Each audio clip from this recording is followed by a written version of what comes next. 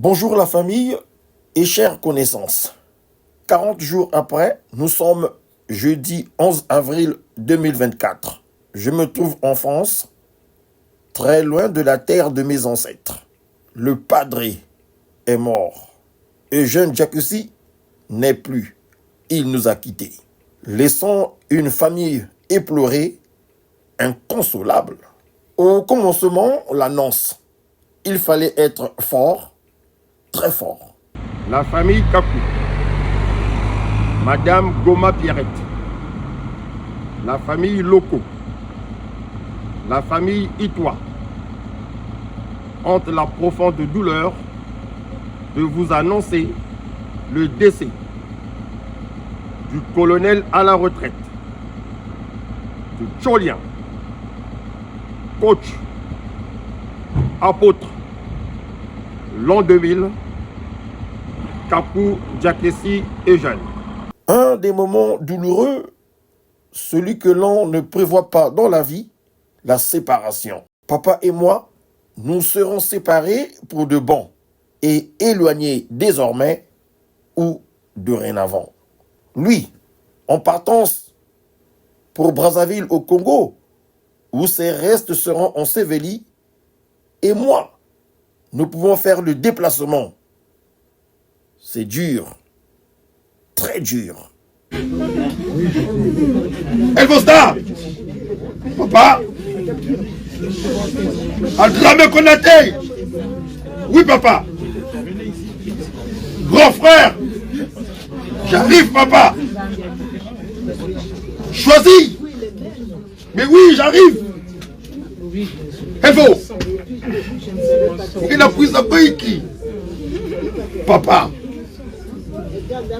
Tel est le chapelet de sobriquet avec lequel tu m'appelais, que tu m'interpellais.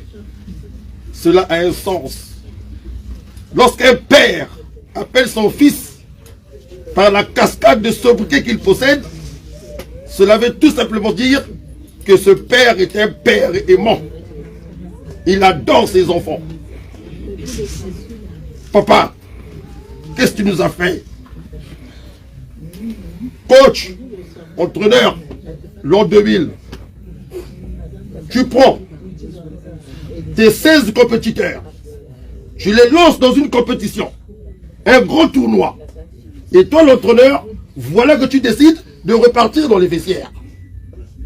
Mais alors, penses-tu que tes joueurs, tes 15 compétiteurs peuvent remporter la coupe si toi le coach tu n'es pas là?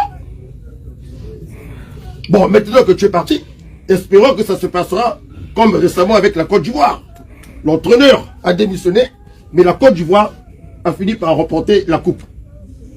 C'est imagé, ça veut tout simplement dire que nous espérons que nous, tes 16 enfants, qui sommes restés sur cette planète, sur cette terre, où les justes partent et les mécréants restent. J'espère que dans cette forêt d'âmes de mauvaise foi, tu seras toujours à nos côtés pour nous protéger.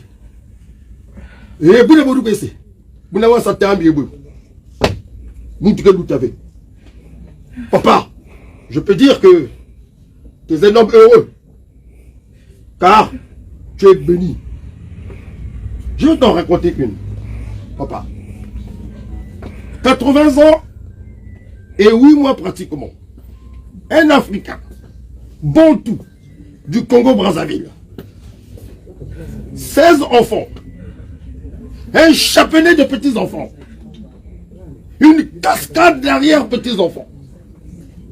Tu n'en as accompagné aucun au cimetière. Tu n'en as accompagné aucun au cimetière. Cela veut dire que tu as été un homme bon. Mais voilà que tu tires ta révérence avec élégance, parce que je t'ai vu partir. Nous avons parlé avant que tu ne partes. Personnellement, je suis fier de toi. Les amis, avec tout le respect et la considération que j'ai pour vous, essayons d'applaudir pour mon papa.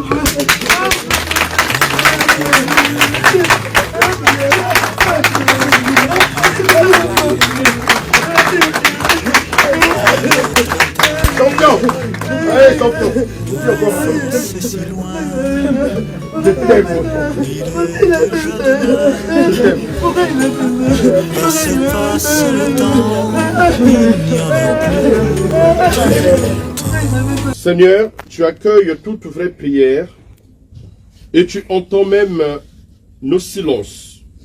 Nous te prions pour Papa et Jeune qui vient de nous quitter. Qu'il trouve auprès de toi la paix et la joie avec tous ceux que tu appelles à entrer dans ton royaume par Jésus, le Christ, notre Seigneur. Amen. Papa, que le Seigneur Tout-Puissant te bénisse au nom du Père, du Fils et du Saint-Esprit. Amen. Amen. Les membres de la famille restreinte, vous venez faire ce geste de bénédiction avec moi.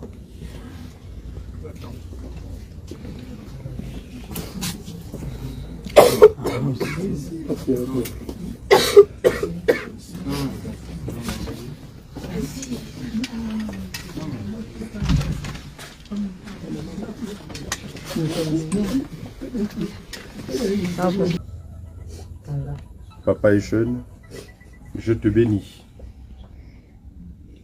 Que la bénédiction de Dieu le Père, le Fils et le Saint-Esprit soit avec toi et t'accompagne. Mais je te demande aussi de prier pour ta famille que tu laisses. Tu vas voyager pour retourner au Congo. Que tout ce qui se passera là-bas, au sein de la famille, se passe dans la paix, dans la concorde et dans l'amour. Sois celui qui va continuer à inspirer ce don d'amour, de charité, de paix au milieu de toute cette grande famille que tu laisses. Que Dieu Tout-Puissant te bénisse. Je te souhaite bon voyage au Congo, mais aussi bon grand voyage avec le Seigneur, au nom du Père, du Fils et du Saint-Esprit. Amen. Amen. Et que Dieu Tout-Puissant vous comble aussi cette bénédiction, vous qui êtes venus l'accompagner, au nom du Père, du Fils et du Saint-Esprit. Amen.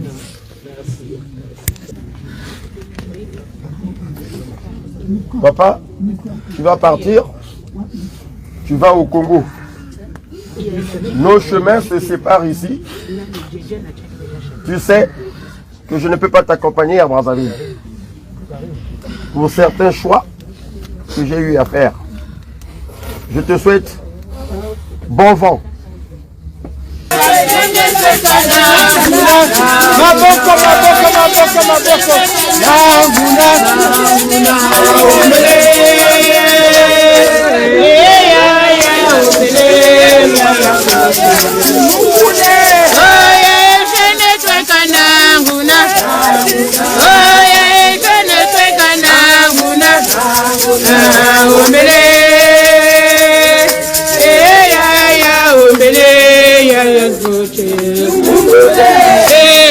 Koche tweka ukule ya masuka ya beto wele ukolani ukule ni koche tweka ukule ya masuka ya beto wele ukulani ukule ya jene tweka na ya beto tweka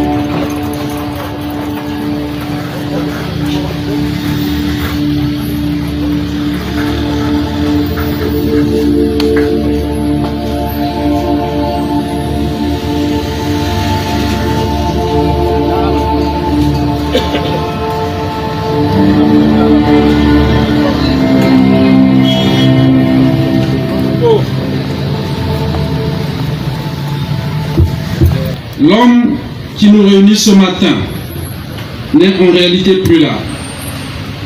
Il n'est plus dans les rangs de la communauté AET depuis le 16 février. L'homme que tous se refusent à croire mort ce matin portait dans ses tripes les marques de Franc, dieu des sports, et de Zeus, dieu des jeux.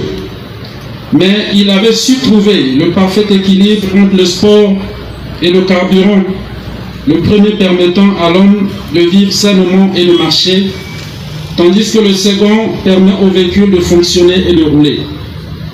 Il s'appelait Kakou Diakessi Eugène, dit Cholien pour les AET et Bouddha pour les autres. Il avait fait ses classes au sein de la promotion Félix Eboué de l'école militaire préparatoire Général Leclerc de 1958 à 1962 avec le matricule 315. Notre présence autour de sa dépouille ce matin ne suffit pas à combler le vide qu'il laisse près de nous.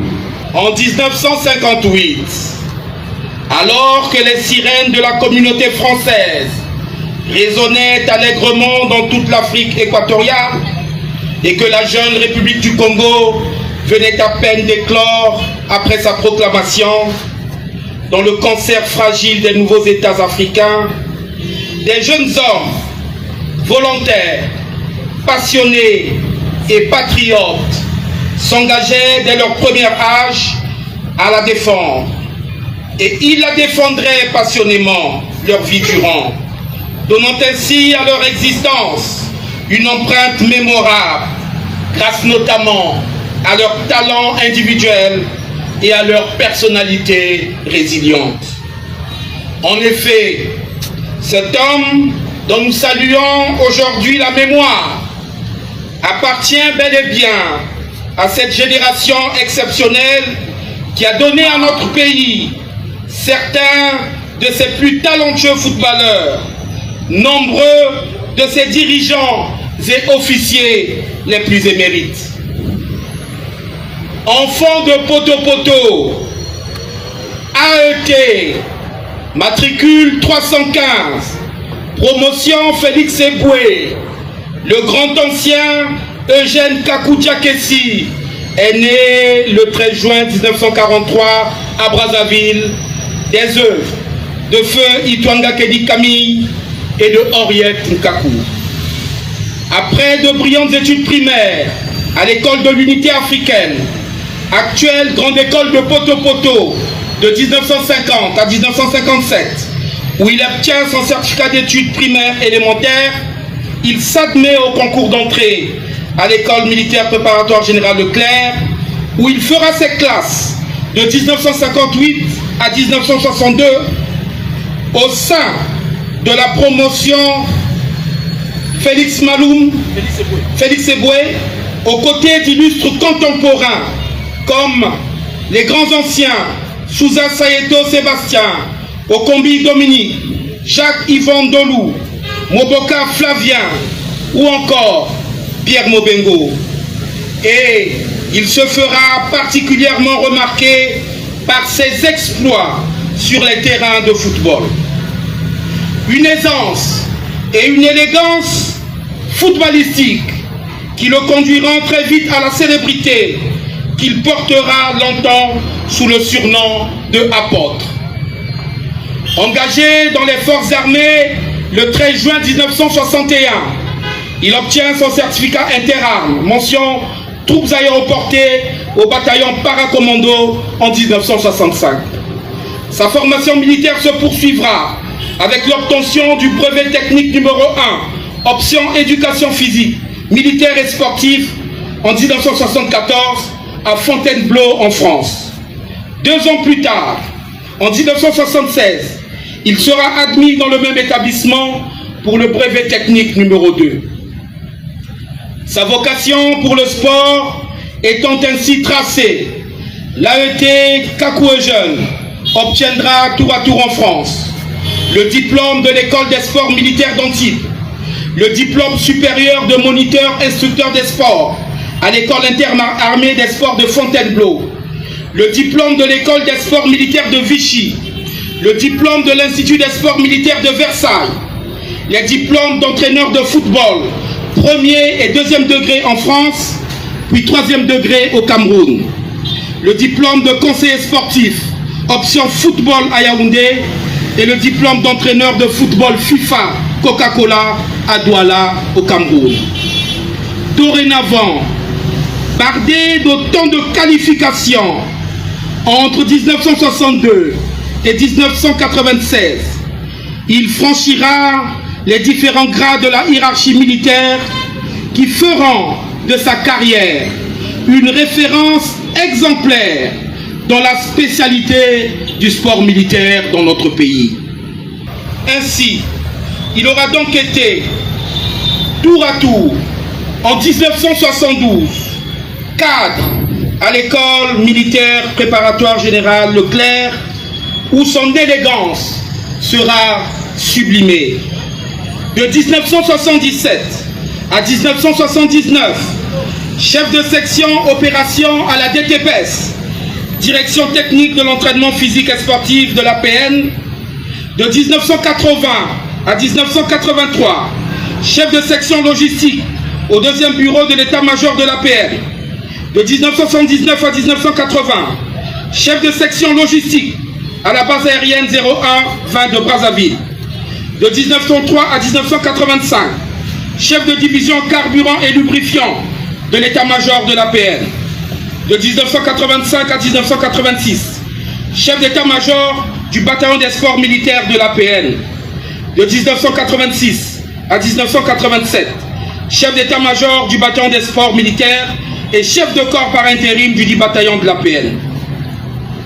De 1987 à 1991, chef d'état-major du bataillon militaire de l'APN, et de 1991 à 1993, commandant du bataillon des sports militaires des forces armées congolaises.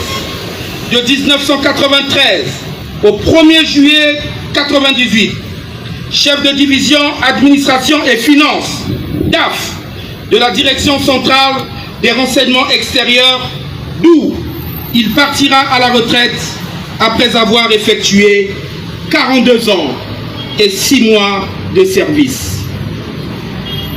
Mais de toute évidence, l'histoire retiendra surtout de cet homme, grand passionné de football, devenu à la fin de sa vie expert de son art. L'histoire, disais-je, retiendra qu'il fut apôtre parmi les dieux du ballon de notre pays. Alors qu'il évolue depuis au sein du club légendaire Étoile du Congo comme milieu de terrain, aux côtés des légendes comme Excellent Ongania, Batoukeba Batos, le grand ancien, Amoyen et bien d'autres encore, il refusera de rejoindre dans un premier temps l'effectif du club multidisciplinaire Interclub nouvellement créé en 1970. Enfant de poto-poto, disais-je tantôt, il restera fidèle à sa famille stélienne en endurant à cause de cela bien des épreuves. Mais déjà auréolé de ses aptitudes techniques d'entraîneur, il connaîtra comme entraîneur des grands clubs de football une nouvelle vie sportive tout aussi riche que passionnante. Ainsi donc, de l'Interclub, où il coachera sous le surnom de Cholian, qui en chinois signifie entraîneur, et d'où il accompagnera par exemple l'ancien Roubesch, Didier Kabbalah en équipe nationale, et bien d'autres anciens ici présents. À Kotoko Domfoua, des Mouyabi Chaleur, à l'AS Bantou, ou encore au légendaire club des Diables Noirs, il a su imprimer la marque d'un visionnaire du football moderne, bien en avance sur son temps. Un statut qui le conduira également à conduire avec succès aux destinées de notre équipe nationale des Diables Rouges à une certaine époque. Jusqu'à la veille de sa disparition, il continuait à encadrer le club Ewawa Unisport, où il avait imprimé depuis les années 80 une projection footballistique des années 2000. Bref, cet homme de terrain, dont l'engagement physique n'avait d'égal que l'esprit sportif qu'il incarnait si bien. Par sa tempérance, cet homme de terrain était avant tout un homme aimable, affable et tolérant. Autant de caractères qui rendaient son commerce agréable et sa joyeuse compagnie précieuse étant recherchée. Père aimant, époux affectueux et attentionné, je puis en témoigner personnellement. Tous les enfants de notre génération du camp Cléran qui l'ont connu et tant aimé se souviendront longtemps encore de sa jovialité, de son paternalisme ou encore de sa grande modestie. La mort. La mort. On ne saura jamais qui es-tu. On ne saura jamais d'où viens-tu. Mais nous savons que nous devons faire avec. 40 jours après l'inhumation au cimetière du centre-ville à Brazzaville, me concernant personnellement, tout est noir, brouillé. Le deuil s'arrête-t-il aujourd'hui? Non, je ne pense pas. Mon père, mon ami me manque trop et il me manquera ad vitam aeternam. Papa, repose en paix. Je t'aime. Hey,